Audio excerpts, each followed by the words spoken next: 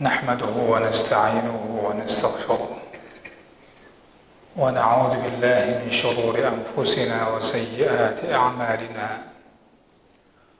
من يهده الله فلا مضل له ومن يضلل فلا هادي له وأشهد أن لا إله إلا الله وحده لا شريك له وأشهد أن محمدا عبده ورسوله وصفيه وخليله اللهم صل وسلم وبارك على نبينا محمد وعلى آله وصحبه أجمعين ومن سار على نهجه إلى يوم الدين. أما بعد فاتقوا الله لعلكم تفلحون. قال الله تبارك وتعالى: يا أيها الذين آمنوا اتقوا الله وقولوا قولا سديدا يصلح لكم أعمالكم ويغفر لكم ذنوبكم ومن يطع الله ورسوله فقد فاز فوزا عظيما. Guru-guru kami, orang tua kami serta jamaah Masjid Baitur Rahman yang saya muliakan, bersyukur kita kepada Allah Subhanahu wa Ta'ala atas izin Allah sampai hari ini kita masih dalam suasana Ramadan, masih dalam suasana berpuasa serta beragam ibadah lainnya. Semoga ini menjadikan bagi kita sebagai langkah usaha untuk menaiki menjadi hamba-hamba yang bertakwa. Hadirin berbahagia, kita masih membicarakan bab sebuah ibadah yang sangat agung, yaitu at-tafakkur. Berpikir tentang keagungan Allah Subhanahu wa Ta'ala dengan memperhatikan bagaimana kebesaran Allah itu terlihat pada ciptaannya. Di sini kita bisa ingin menyampaikan bahwasanya tafakkur ini, proses berpikir ini tak bisa lepas daripada zikir. Sebagaimana pada ayat yang kita bahas pada hari ini, tafakkur itu proses berpikir, namun dia tidak bisa dipisahkan daripada zikir. Kalau bahasa singkatnya, mikir tapi zikir. Kalaupun mau zikir, harus mikir, berzikir dan berfikir. Maka proses inilah yang akan memberikan sebuah hasil ketentraman jiwa, hadirnya hati itu sentiasa memikirkan kebesaran Allah Subhanahu wa Ta'ala. Maka bukan sekedar berpikir, bukan sekedar berkhayal, ya, memikirkan pikiran yang sifatnya kosong. Akan tapi tafakkur ini adalah sesuatu yang kita pikirkan, prosesnya tak lepas pada zikrullah. Ya, sebagaimana orang berzikir, dia tak lepas ucapan zikirnya, hatinya itu mengingat dan memikirkan kebesaran Allah Subhanahu wa Ta'ala. Maka kita perhatikan ayat yang kedua yang dicantumkan oleh Imam An-Nawawi rahimahullah ta'ala dalam bab ini adalah yang terdapat dalam surah Ali Imran ayat 190 191. Allah Subhanahu wa Ta'ala mengatakan, inna fi khalqis samawati wal ard wa ikhtilafil laili wan nahar la ayatin li ulil albab alladhina yadhkuruna Allaha qiyaman wa qu'udan wa 'ala junubihim wa yatafakkarun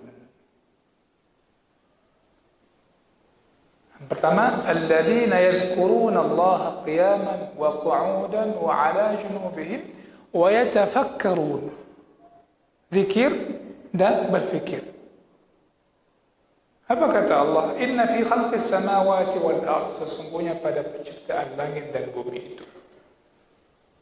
Pada ciptaan Allah langit dan bumi itu, serta pergantian siang dan malam, waqtilafil laili wan nahar, la ayatin li ulil albab. Pada itu semua sungguh menjadi tanda-tanda kebesaran Allah Subhanahu wa ta'ala bagi orang-orang yang mau berfikir, bagi orang-orang yang berakal.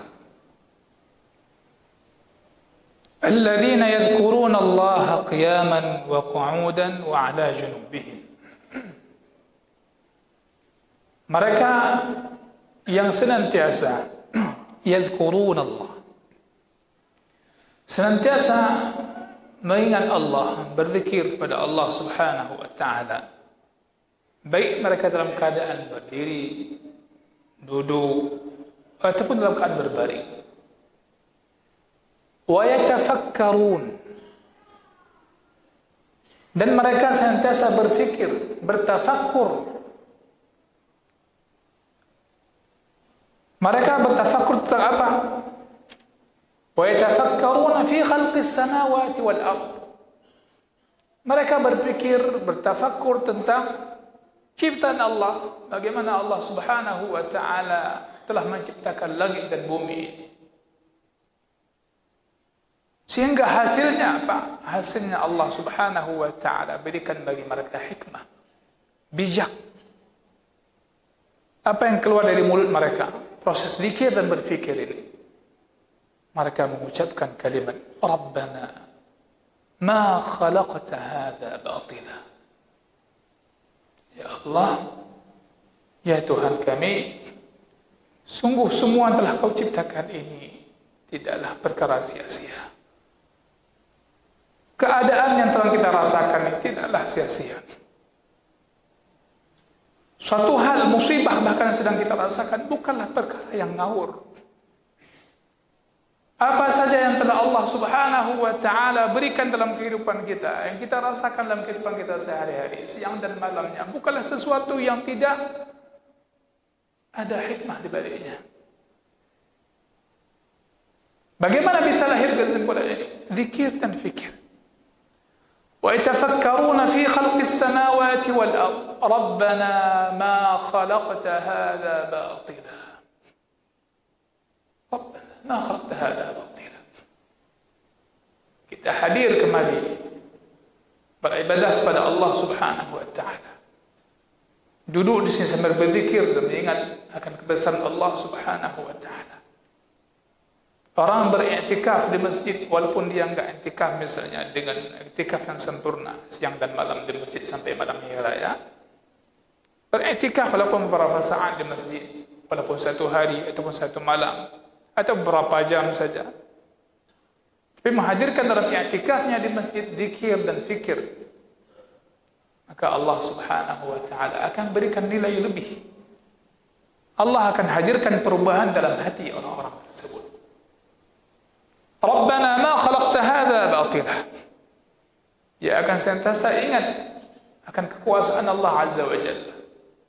Tidak ada ciptaan Allah itu tanpa ada hikmah. Tidak ada ciptaan Allah Subhanahu wa ta'ala yang sifatnya ngawur. Enggak ada. Tidak ada.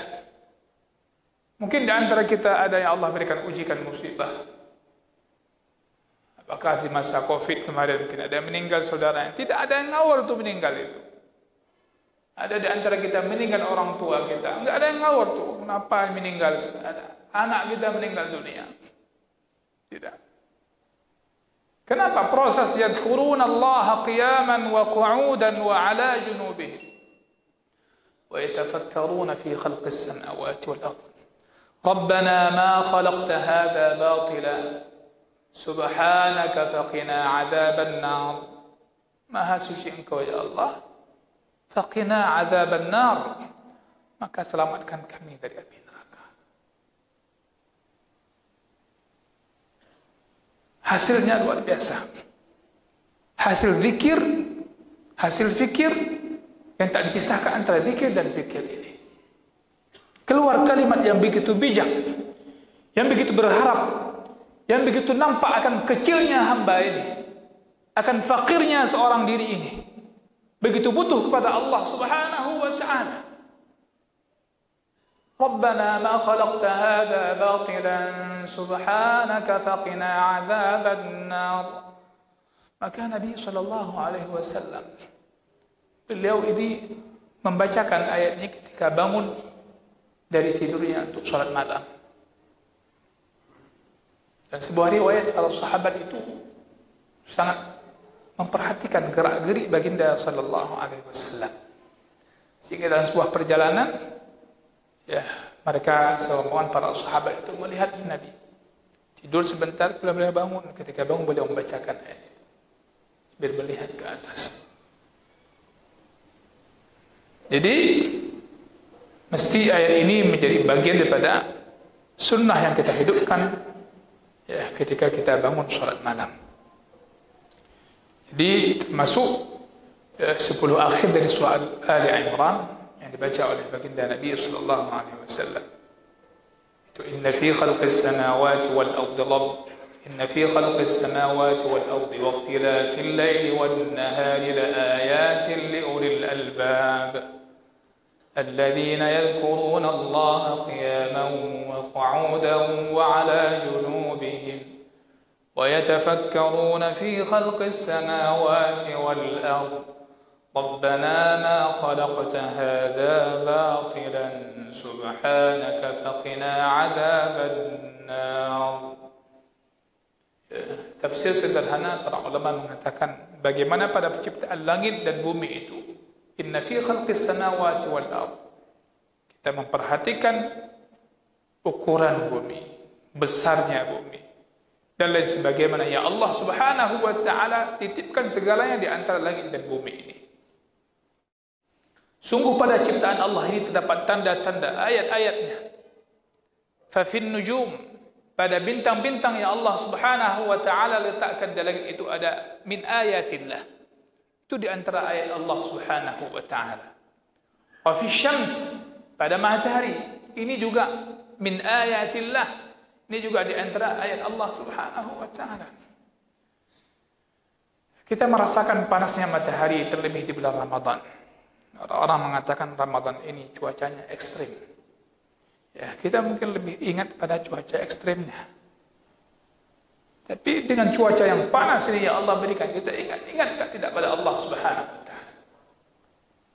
Sasaran panas yang kita rasakan, gerah yang kita rasakan, itu seharusnya mengingatkan kita kepada Allah Subhanahu wa ta'ala.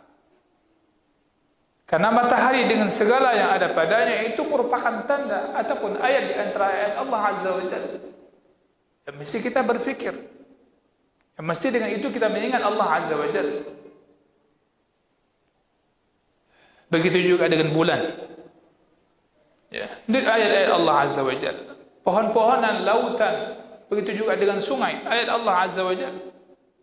Semua pada ciptaan Allah, langit dan bumi itu ayatun azimah. Ayat yang sangat agung sekali.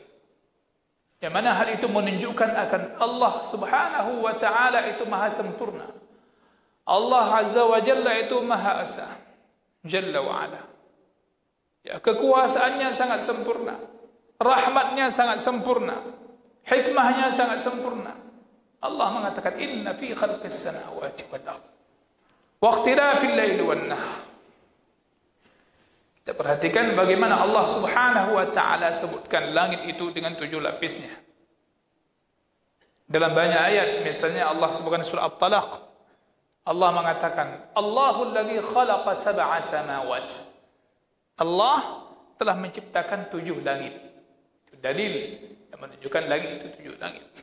Sebelum kita mengenal ilmu hari ini berbicara tentang langit dan bumi, Allah sudah perkenalkan karena Allah yang ciptakan.